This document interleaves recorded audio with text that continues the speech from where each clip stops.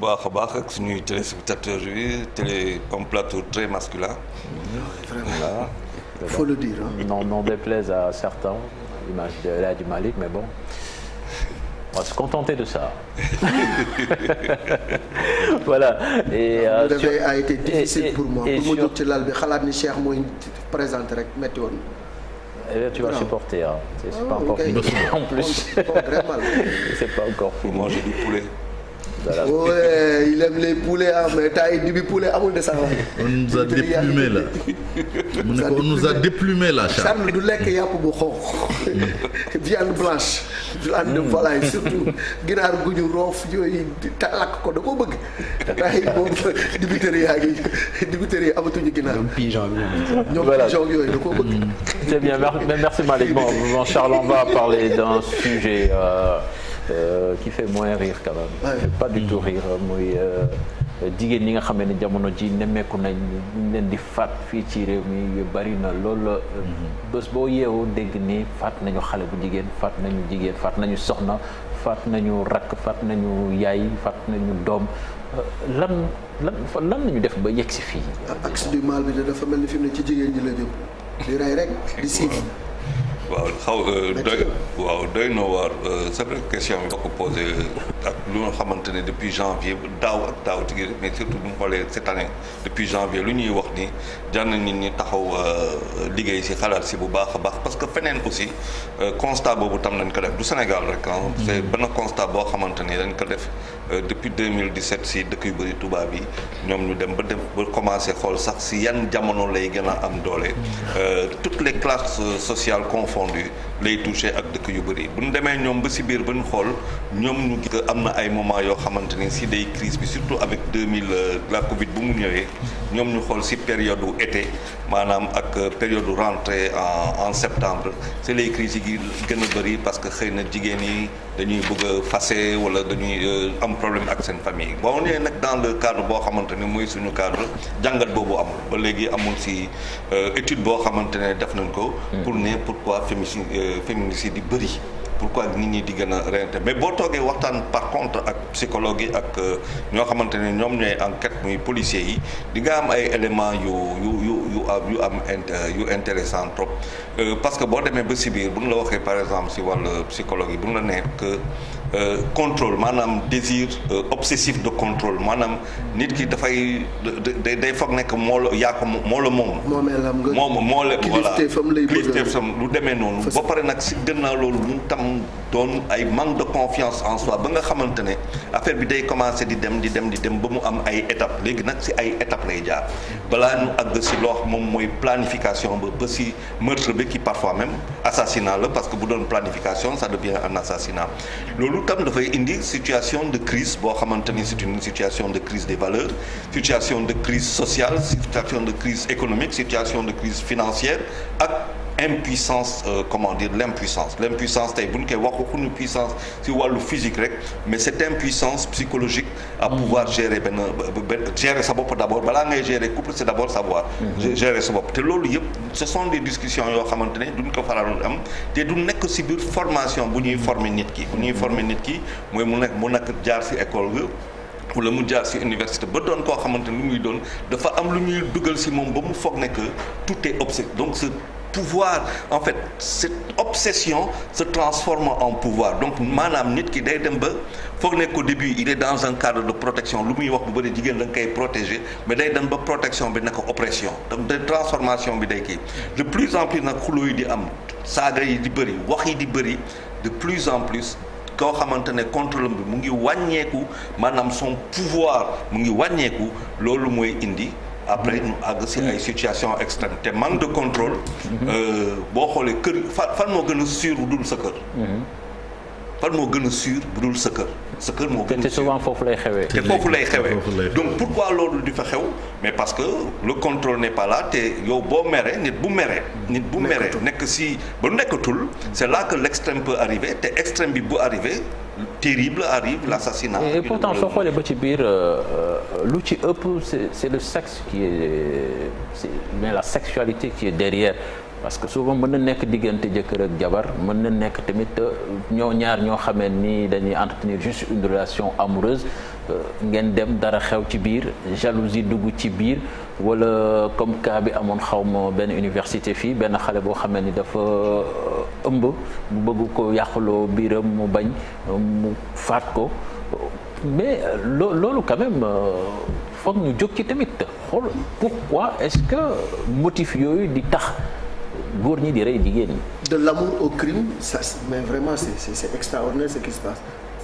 Waaw ce n'est pas prévu comment se fait-il que loolu tax mooy indi d'ailleurs que parfois di nga gis violence conjugale mais femmes yi du ñu dénoncer parce que dafa metti maanaam nga dénoncer koo xamante ne da nga ko bëgg nit ñi ñëw mënoote ko yóbbu ko devant toi devant ay doom loolu tax lu bëri nit ñi du ñu wax seen violence conjugale lu muy demee mais la faillite personnelle maanaam nit ki faillite googu nga xam ne yor na ko si moo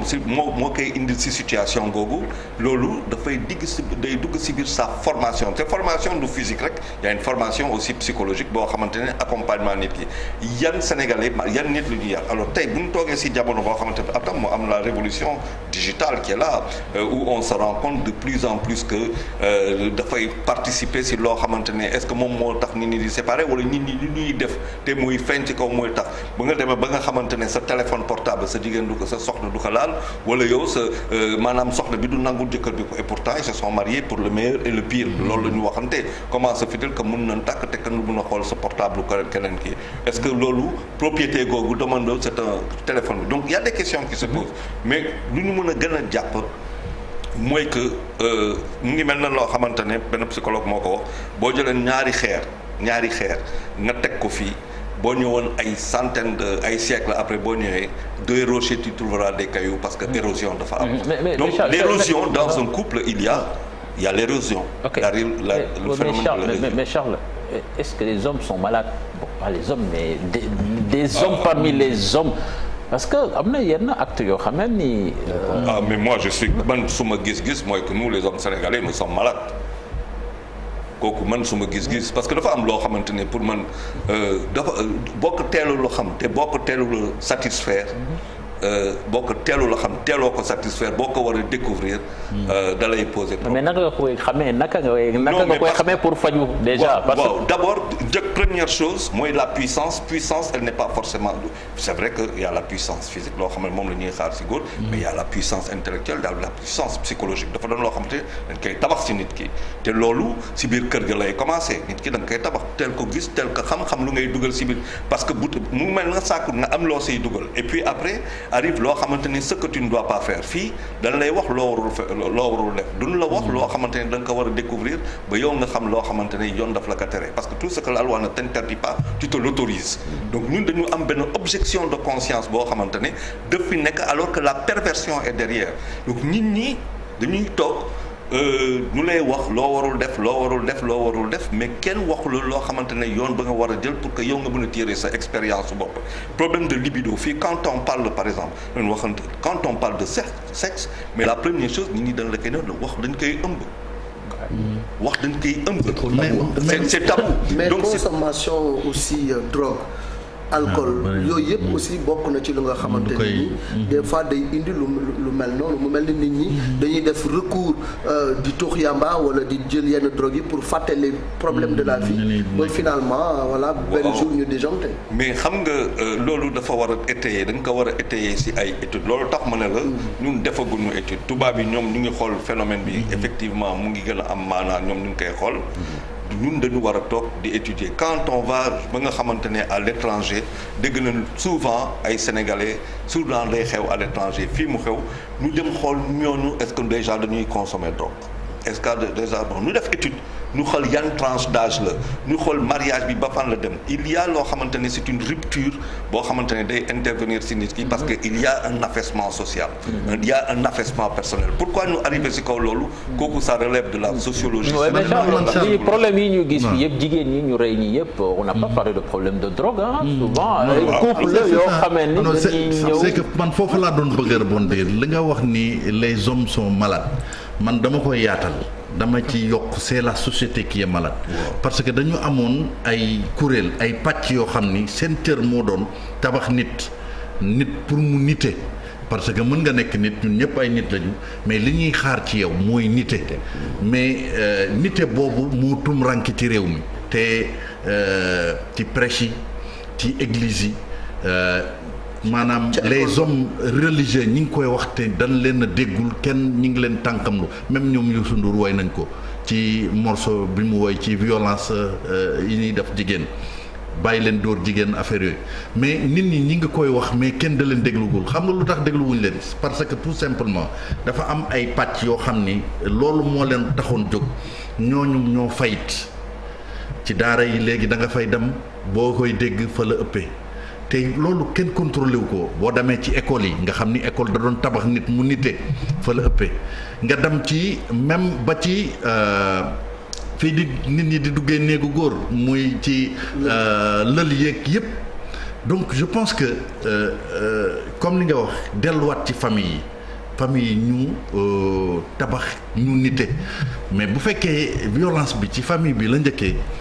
bon boo génnee rek musiba waaw bon dans les familles il y a loolu tax ma ne la ñun duñu liggéeyuñu loolu defuñu ay études defuñu ay enquêtes dugg approfondi dugg si ay famille xool quels sont les drames yoo xamante ne si biir famille lay am te ñi ñi duñ ko wax ak yu demee noonu nous on ne travaille pas peut-être que tam bu amee ça n'a pas été dit wala buñ ko waxee fu ñu ko wax tam ñooñu liggéeyuñu si ba nit ñi am tey ay éléments de réponse pour un kii quand même scientifique ñu jóge si kaw loolu am loo xamante ne day dépasser luy suma xalaat parce que ci biir lii il y a le sociologue il y a le psychologue il y a la police il y a la gendarmerie il y a les enquêteurs yu demee noonu il y a les médecins il y a benn loo xamante ni lu bëri moo siy dugg te loolu liggéey bu scientifique la mais dafa am loo xamante ne dafa am importance ci biir formation nit ki mooy que jusqu'à ses 12 ans à partir de ses 12 ans et après